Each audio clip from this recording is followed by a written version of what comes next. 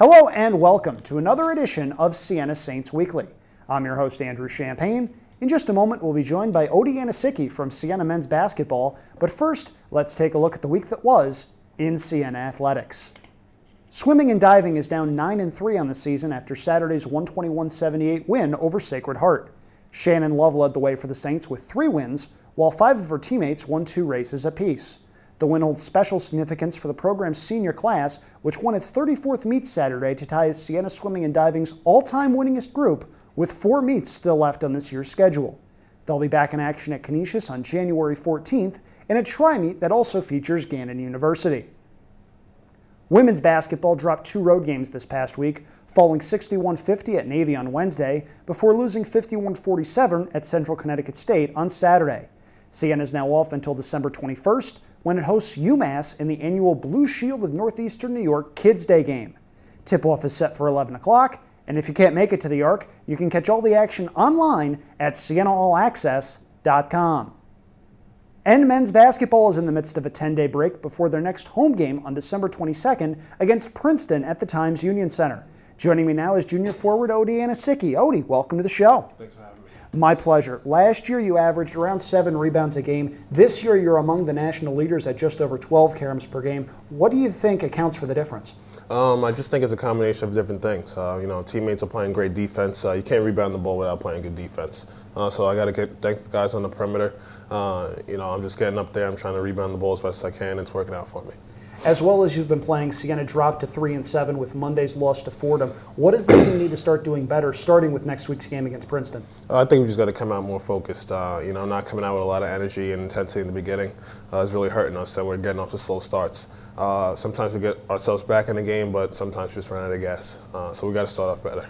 It's well known that the team is short on bodies for various reasons. How difficult is it from a fatigue standpoint to go out there and play around 37 minutes a night, which is what you've been playing, with so many games coming on such short rest? It's tough. Thank God for all the conditioning that we did at the beginning of the year to put us in good shape. But it's tough to do, especially with the shortened bench and the bunch of youth that we have on our team. It's a tough thing to go through right now. But hopefully, with some guys coming back, we'll be better suited to win some games. One of the big surprises this year has come in the form of Evan Himes, who had what can only be described as a monster block in Friday night's game against UMass. What was going through your mind during that play? Evan's just been playing great. He plays his heart out every single game, and you can't really ask much more from him, especially as a freshman. But the block was tremendous. He ran down the kid, he blocked it, and it was pretty much above the rim, and he swatted out of bounds. It was a great block. Evan's only 5'8". Were you surprised at the vertical leap? No, not at all. Evan can get up there and jump. He can almost dunk the ball. So I knew he could get up there. I didn't think he'd get up there in time, which was quite surprising.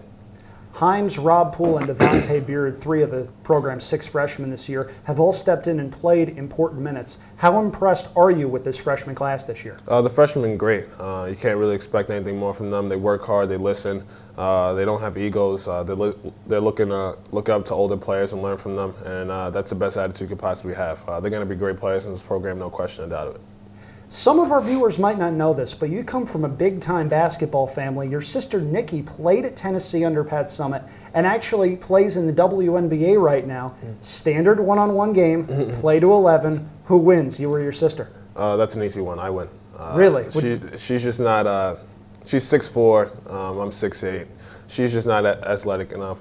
She can't run and jump with me. I just get every rebound if I missed. So. You do know we're emailing a link of this to your sister, That's right? fine. I'm sure she'd agree too. Really? A little sarcasm there coming from a junior forward. Yeah. How tough was it growing up in a household where bragging rights were fought for so often? It was tough. I mean, she's a really competitive girl. She showed no mercy when we played one-on-one when I was younger. So now, if we were to play now, I'd show no mercy.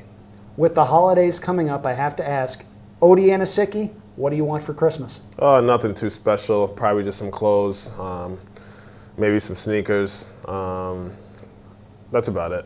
Would a win over Princeton be a good enough gift for you? Yeah, that'd also be nice too. There you go. Lightning round time. Here we go. Your favorite movie? Favorite movie, Blue Streak. Favorite TV show? Family Guy. Just a big animation guy? Yeah. Funniest member of the team? I'd probably say either Emo Silas or Brandon Walters. What's the funniest thing that's been done this year by either one of the guys to try and loosen the team up?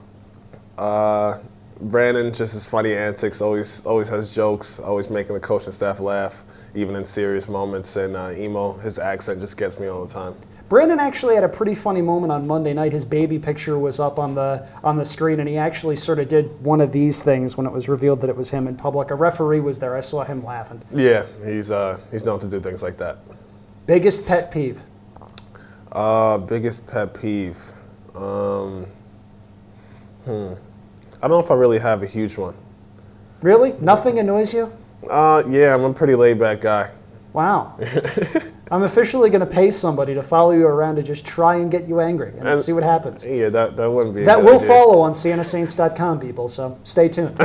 Last question. If you could have dinner with any three people, dead or alive, who would they be?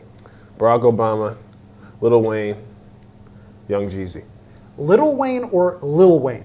It's almost like they're two different people, I feel like. It depends on how you pronounce it. Yeah. Depends if the letter T is in your vocabulary. Exactly. Yeah.